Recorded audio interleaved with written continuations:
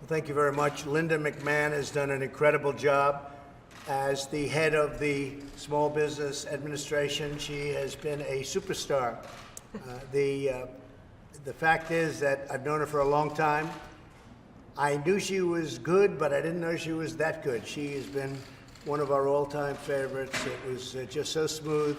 She's helped so many people in the world of small business, and she'll be leaving. She's going to go and help us with a very, very important year and a half that we have coming up, and the re-election, as they call it. And we look forward to that. We're going to be working very strongly. She's going to be doing a fantastic job. So she's going to be leaving. We'll be making the new nomination and appointment in the very short distance, and that'll be in consultation with Linda. But I just have to say that this is an outstanding woman who's done an outstanding job. And Linda, I want to thank you very much. Thank you. Thank you very much, sir. I really appreciate that. I'd like to know what has been your highlight and what are some of the great things you've done, just so they all know, so that we can put it right on the record. Well, the highlight has certainly been the fact that you asked me to take on this position. It has been an honor to serve the country in your cabinet, to serve the administration and the people of the United States and small businesses. You have 30 million small businesses. 99% of the businesses in this country are small businesses. So we've been able to help them at SBA. We've reimagined SBA with the great team I have there. They've just been awesome in helping us do everything. We've had great outreach to the community of small businesses. I have traveled all over the country. I've been to all 50 states. I've been to 68 district offices, met with over 800 business people, toured businesses. So I've really gotten a feel. We talk about that optimism that's out there. Right. It is there. It's palpable. Businesses are happy. They're taking their tax cut money. They're expanding. They're hiring more people. They're giving wage increases. It's incredibly powerful when you're out feeling it and talking to the businesses. And so we've had great outreach, more outreach to women entrepreneurs through a project that I've been working on with Ivanka. That's right. A learning platform. We took your salary that you donated, and we've developed a pilot program for our vets. Good. And we've been working really closely with Sonny Perdue and USDA to go out to the rural prosperity order that you put in place. And I can tell you one thing that not many people know about SBA is how we move in when there is a natural disaster. And I want to thank you for letting me go with you to Houston and Puerto Rico in my hometown of New Bern, North Carolina. And I got to see firsthand what it's like when the commander-in-chief is on the ground and the folks know that you're attending to them. And so I want to thank you again for serving. It's been an honor and a privilege, and thank my great team at SBA because they are awesome. Thank you very much. Thank you, sir. I do have to say that I witnessed firsthand during the hurricanes, because we had numerous hurricanes and they were big, and tornadoes. We had some vicious ones, and we just left Alabama.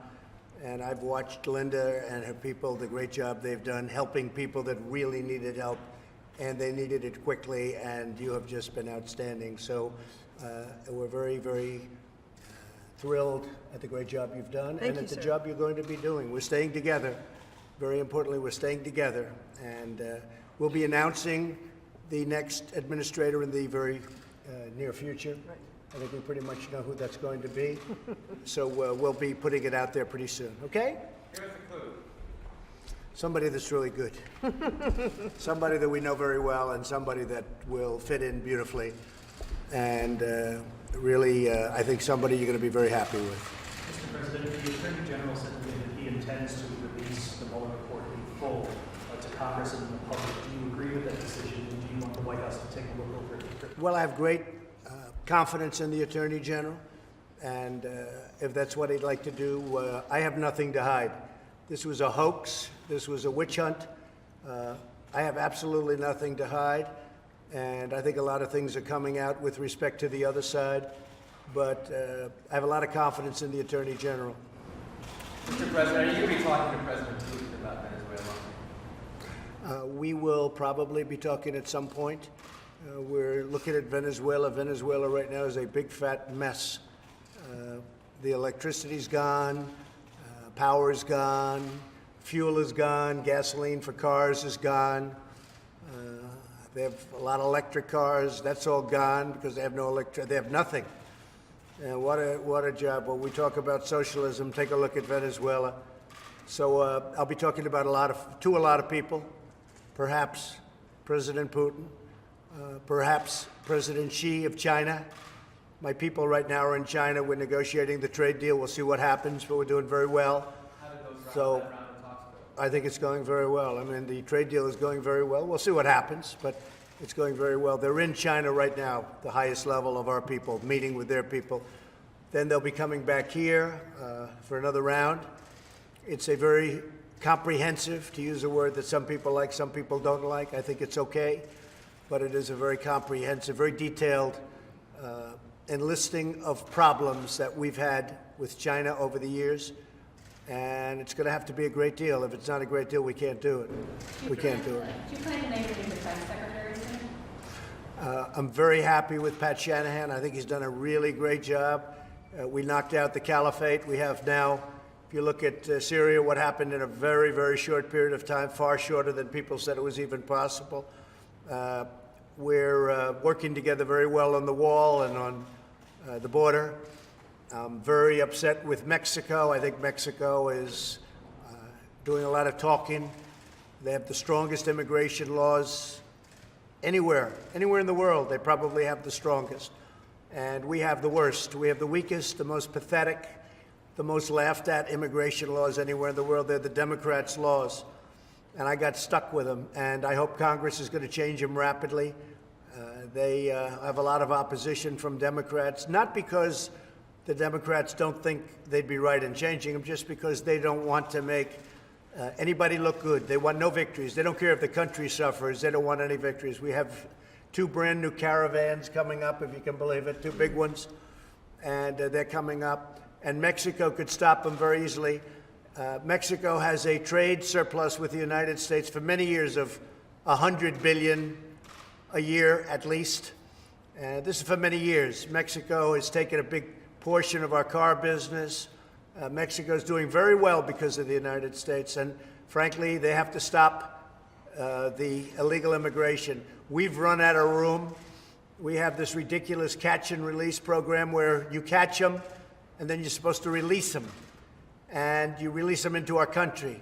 And we've been very, very tough, and the Border Patrol has been incredible. I have to tell you, the people in the Border Patrol, the job they do is unbelievable. ICE, the same thing, and law enforcement. But Mexico is going to have to do something, otherwise I'm closing the border.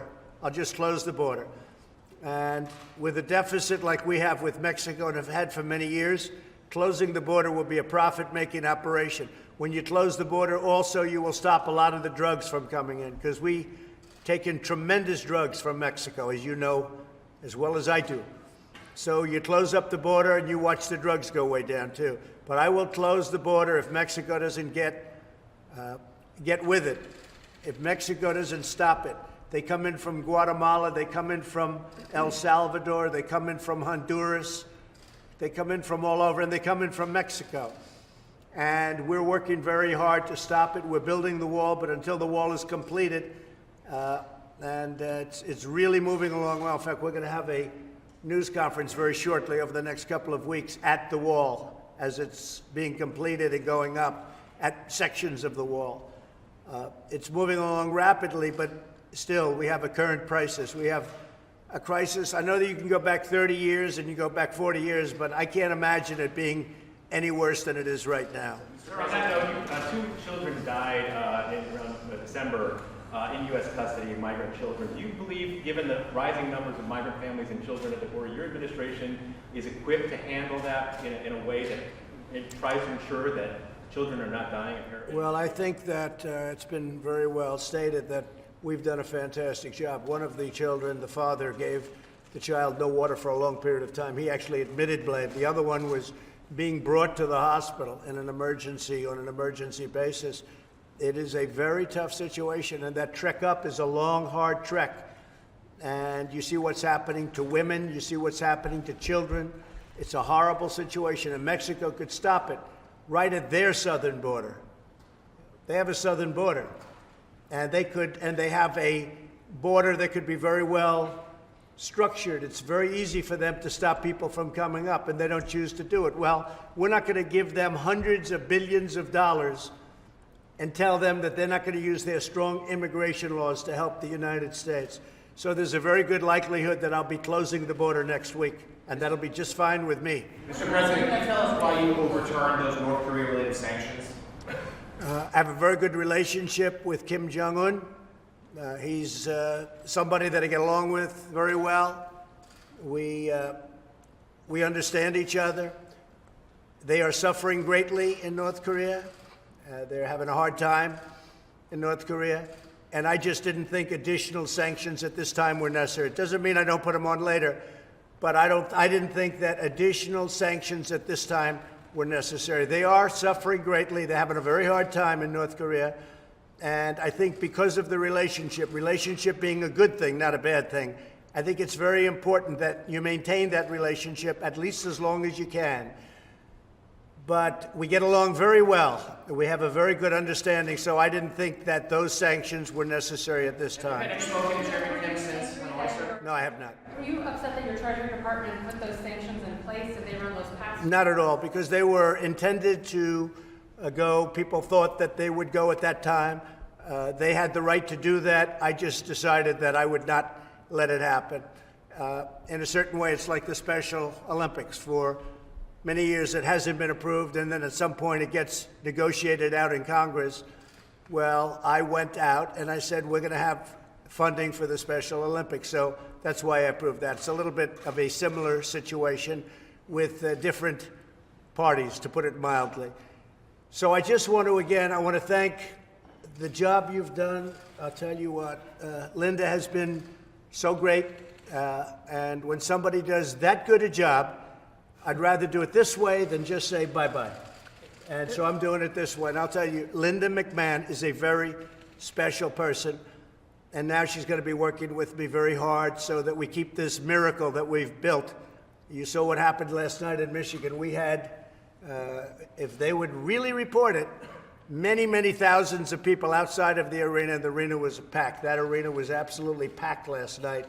And there was tremendous love in that arena. And you look at what's happening with Michigan and Ohio and Pennsylvania and Florida and so many places, North Carolina, South Carolina. You look at what's going on, Iowa. Wait till you see what's going on in Iowa. So many different places. New Hampshire, I have tremendous reports of something we did up in New Hampshire. Our country is doing really well. We're the hottest country in the world economically, and it's going to stay that way for a long time to come. Thank you all very much, and Linda, thank you very much.